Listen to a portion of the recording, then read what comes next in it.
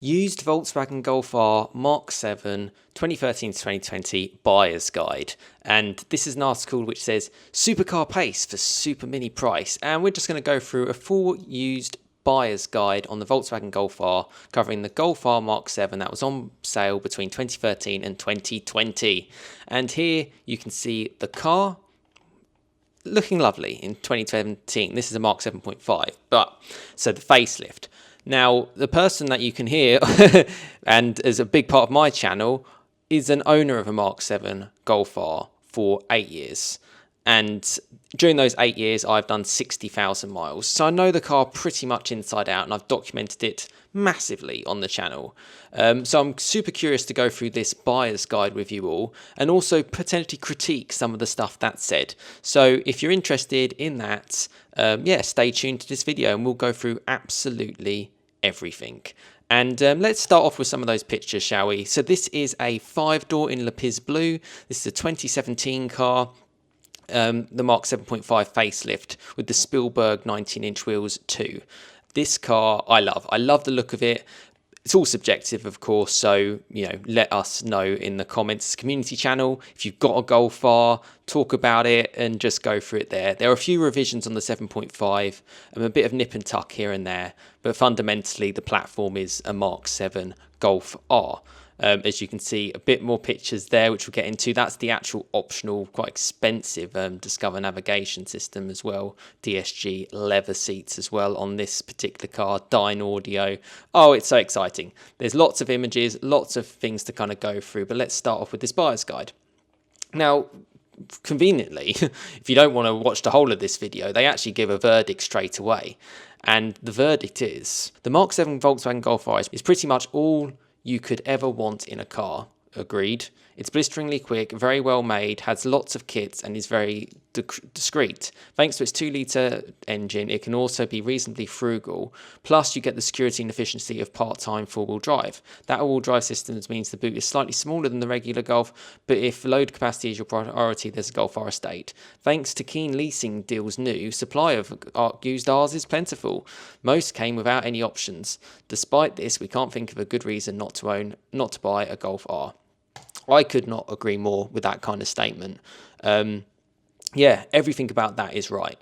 And I share a lot of, say, the Mark 8.5 and the Mark 8 Golf R on the channel as well, upwards of sort of £50,000, sometimes even more.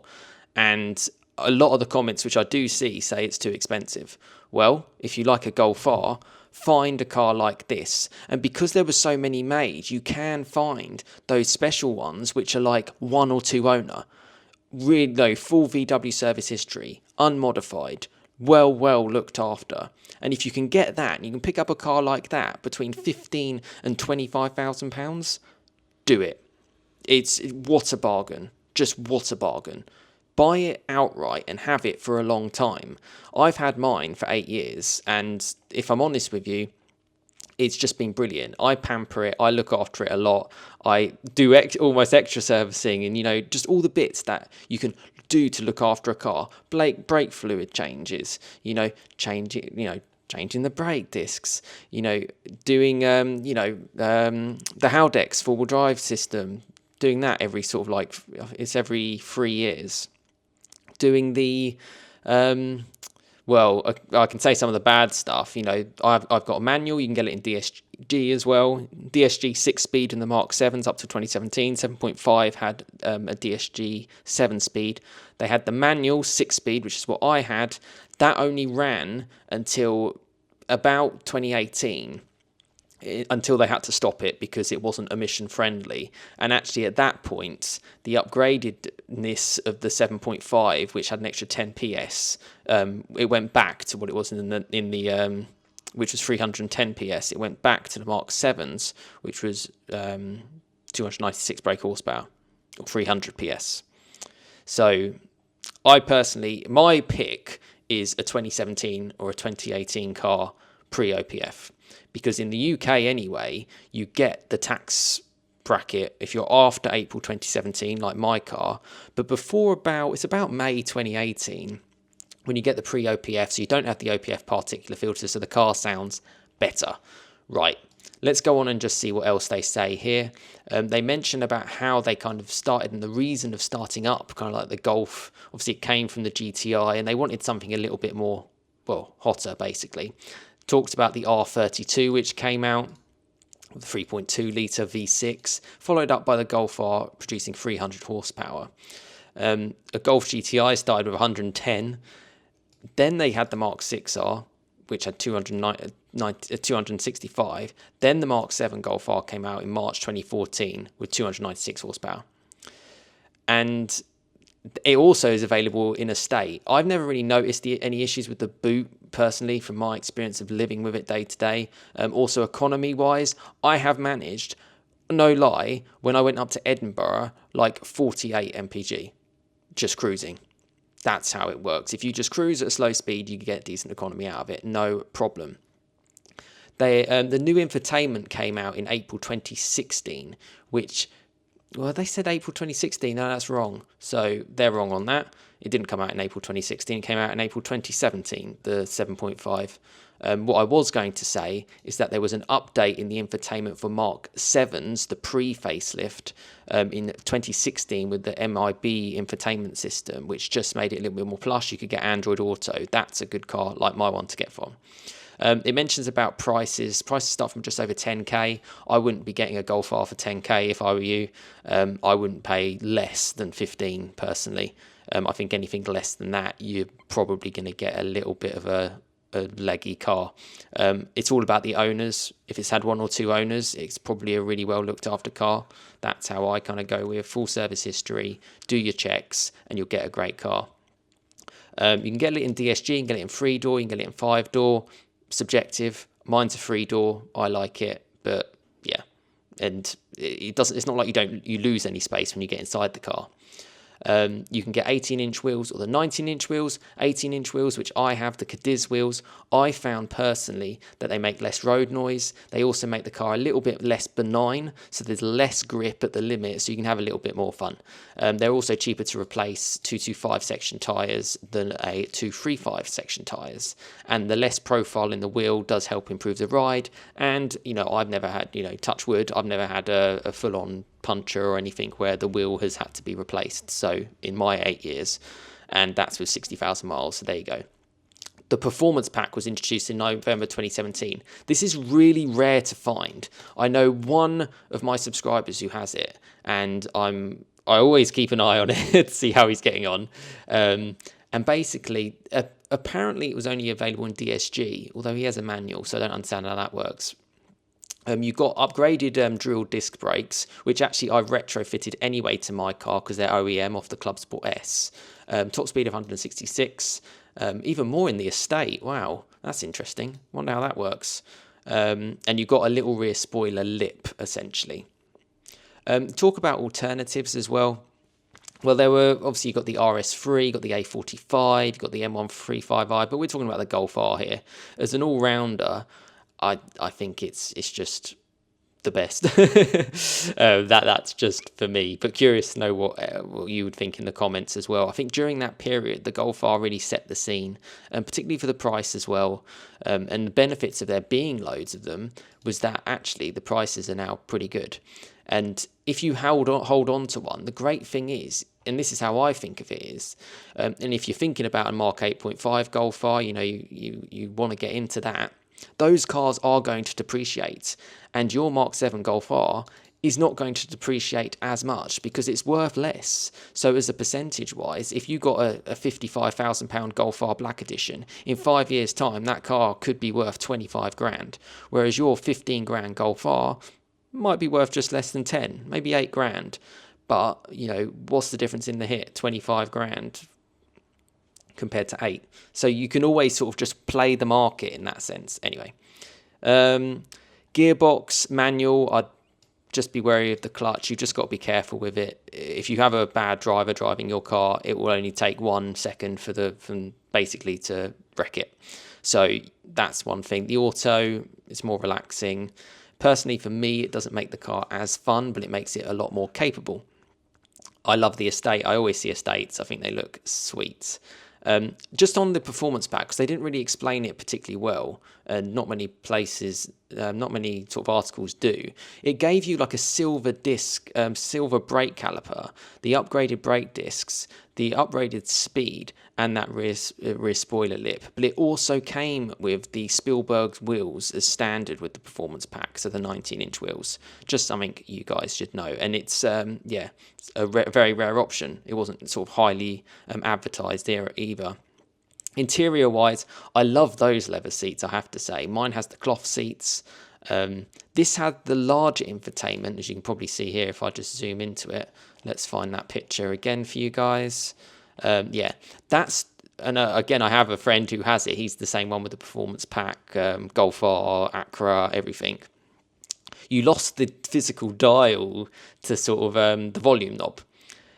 But actually, you've got a much larger screen. You've still got buttons to use, and you've still got volume and stuff to play around with. You also get a digital cockpit instead of the physical manual dials. You can see the Dyne audio there. That's the upgraded sound system. Although I was listening to the music in mine with just the standard audio, I think it sounds brilliant because the insulation of the car is fantastic. It's a brilliant car.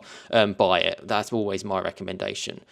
There's no real reason why anyone shouldn't have this car because fundamentally it's a car. It just does car things, and this is actually my favourite sort of combination with these seats. Again, very hard to find. That's the thing in the right kind of spec. If you can also see here, they have a keyless entry button there.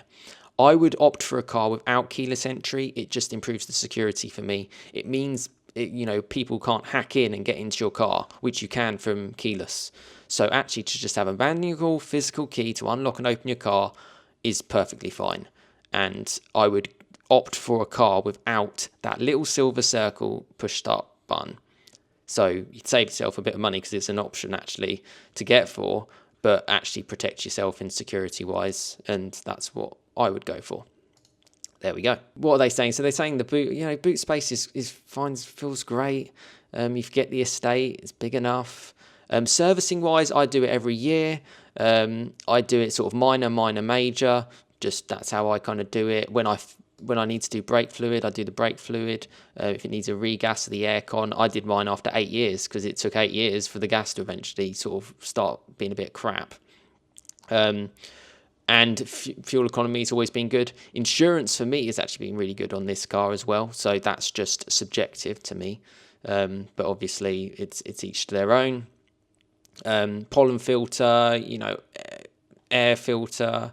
It says there's no cam belt to replace, but it says after 40,000 miles, the oil in a DSG transmission needs to be renewed, and the Haldex should be done every 3 years. So I do mine every 3 years. Next year, it will be on 9 years, so you get it done. You can also change the oil in the Haldex as well, but I've heard things that actually if you just get the Haldex done at a VW dealer, it's normally just okay anyway. But you can go to a specialist for this too. I like going to a main dealer and then going to a specialist or a garage to do the other stuff. Get an MOT somewhere for 40 quid instead of paying VW 55 quid. Get a brake fluid change at Quick Fit. Do the things that you can do anywhere else and just keep up your VW main service history on the side. That's what I do anyway. Recalls wise, they don't really say anything, but you can submit something there to check. Not a recall, the manual clutch got an update after the manual started making it. It was sort of like June 2018. And so if you get a new clutch, they'll give you the latest version of that because it protects it a little bit more, I believe. Driver power and owner satisfaction. Well, I'm a pretty good owner to kind of say how I found it. It's the best car. I've been so fortunate and grateful from subscribers. I've driven so many cars. This is still the top. And I still look at it today and I go, yes, what a cool car. What a sick car. It just does everything. And you can have this and then have your experiences on the side with potentially more performance or in even more capable cars.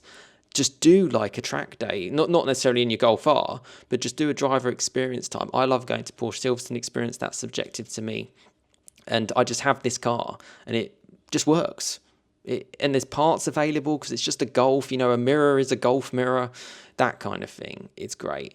What they kind of said back in the day, they said it's a Q car. Is it firm?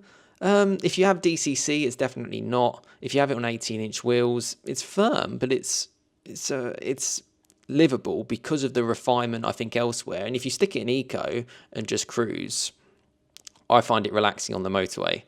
Personally, for me, mentions about the 4Motion. I think the engine is brilliant because it encourages you to rev it out when you want to have fun, but at lower speeds it's good. With my manual in six, I find it's just great sitting on the motorway because you're sort of like, you always got the punch. So if you're in 6 at 50 or even 40, you can put your foot down and it will go. Downside is when you're at 70, it revs quite high. It revs at about 2800 RPM, so you get a little bit more noise from that. So it actually encourages you to be a bit more chilled, maybe at sort of 60 miles an hour or something, or less. 0 to 60, I think it's not really that important, but with the manual, it's 5.1, the DSG is 4.7, that's where it's at. The manual is a lot quicker than you'd think because actually you have to change up to third to get to 62 because it's very short gearing. I find when you need the speed, particularly in first gear, like at a roundabout normal day to day, it's got it. And it's actually really, really quick. And then you can just kind of cruise and do your kind of thing. The manual also weighs slightly less than the DSG at 2. You can always get these so highly optioned with pan roofs and everything. So there's everything you can do. I kind of disagree with the fact that it's kind of like, oh, it's front wheel drive with only sometimes putting stuff to the rear. I have driven my car for 8 years and I never lose traction. Doesn't matter how wet or slippery it is, I'm never slipping the wheels. Whereas in any front wheel drive car, you just spin it. You spin it. If you've got, the fronts just spin. If you've got a slippery, gravelly surface, it's going to spin. With the Golf R, it just keeps you in line. It's a very safe car. And that was a big reason why I kind of changed up to it as well. You feel safe and secure in it. And if the worst case scenario happened, you know you're protected with a lot of safety systems, which help.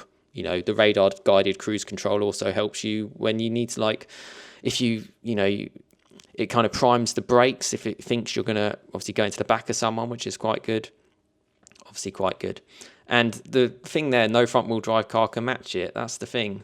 It's in the real world, it's a great car. And you know, I personally don't drive particularly hard on the road because there are people out, there are animals out, and I want to protect my life. So, you know, for me, it's the perfect do everything kind of car. MPG, they say 32.8. It just depends how you drive. If you look after it, you can get good economy, and I have got good economy. The CO2 and the tax, like I said, after April 2017 is what the car that I would be looking for. They mentioned about the LED clusters. The lights can be quite expensive, apparently. That's what I've heard. There's the infotainment. That new updated infotainment does look a lot more glossier and fresher in the 7.5, actually. I didn't see that picture. Let's scroll down to it. You also get a more subtle R badge in silver. It's just a more subtle car. That's its market. And yeah, it's all touchscreen. Works really nicely. And it integrates really flush, actually. It doesn't like have a sticky up thing there like on the 8.5. It's just you can have clear vision, and it also, your phone can sort of tuck hidden behind there, and you've got underfloor storage under the seat. Oh, I just love this car. That's why I still got mine. That's the Discover navigation. Again, quite a rare option. And for reference, that's 9.2 inch, whereas the new 8.5 is like 15. The sound system is really good. The Dyne audio is insane if you can get a car optioned with that.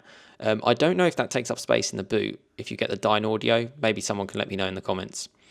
Legroom and passenger space. I've had plenty of passengers in it. They found it comfortable in my 5-door. That's over 8 years. So there you go. I'll take their word for it. I enjoy spending time in it. It feels, even for me, I'm 5'11". I'm slim. I find it's almost too big for me. So there you go. The boot shrinks a little bit, but realistically, I mean, mine's got a spare tyre in the back, and yet the boot is still fine. I can get bikes in the back. You know, you can take a front wheel off, and it just works. The Golf R Estate just gives you huge amounts of more space, but it does increase the weight and a bit of the dynamism as well. That's what they kind of say about the Golf R. And that's what they're basically saying as a buyer's guide. Cars on the market today, I'm filming this on the 11th of November. It is just you can search on Auto Trader, actually manufacturer approved, which is quite cool, and just pick and choose, get the best one. And if just check, I can recommend these cars. I think they're great, and it's a great time to buy because it's in the winter months, prices are at their lowest, and have a car that you feel will last forever. If you could have one car for the rest of your life, this is it. And it's not to say you can't drive any other car. I mean, look at me. I just have a Golf R, but I drive plenty of other cars. Have this car as a base. Get a 2017, 2018 car and just have it. Own it outright. Don't pay your finance. Don't pay your interest. Just have it. Own it. Look after it. Similar to how you'd look after yourself. You have one body for the whole of your life. Look after it. Nourish it. Because you only have one. If you were told that you only had one car for the rest of your life, you'd damn well look after it hard. And have that as this. Look after it, pamper it, go over the top. Just do it. And then use it every day. Use it for this normal stuff. If you feel like, oh, I can't take it down this road because it's too bumpy, or, it's wet outside, I don't want to get my car wet, you've probably got the wrong car. That's not what a Golf R is. A Golf R is do everything and go anywhere.